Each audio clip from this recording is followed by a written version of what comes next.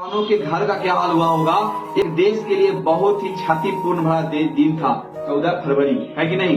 हम लोग बड़े अत्यय के रूप में उसको मनाते हैं। उन सभी जवानों को श्रद्धांजलि हमारे तरफ से, हम सबके तरफ से देना चाहिए, क्योंकि जवान ही है जिनके वजह से हम लोग सुरक्षित रह पाते हैं। जरा सोचिए कि जवान के रूप में किसी का भाई, किसी का बेटा, किसी का पिता शहीद हुए होंगे, नहीं, उनके परिवार वालों का क्या हाल होता होगा।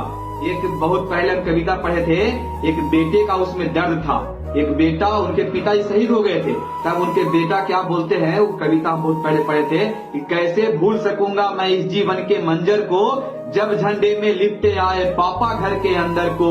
माँ का चेहरा लाल पड़ा था, पलके उनकी गीली थी, दादाजी के छड़ी पर उनकी पकड़ भरी ही ढीली थी। मुझे लगा ये हुआ है क्या, ऐसे पहले न होता था, पापा झट से आ जाते थे जब मैं यूं रोता था, लेकिन जब आए नहीं मुझे लगा वो रूठ गए, कहाँ पता था उनसे मेरे बंधन सारे टूट गए। अब घर के राशन की बोरी जब दादाजी उठाते हैं, तब पापा याद आते हैं, तब पापा याद आते हैं। अपनी माँ से विष है मेरी, मुझ पर एक आभार करो, और बॉर्डर पर लड़ने को अब मुझको भी तैयार करो। घर के दीपक सीमा पर जब लड़ने को जाते हैं, तब पापा याद आते हैं, पापा याद आते हैं। सोचिए इस बेटे का किस प्रकार से दर्द को बयां करता है अपनी इस कविता के माध्यम से।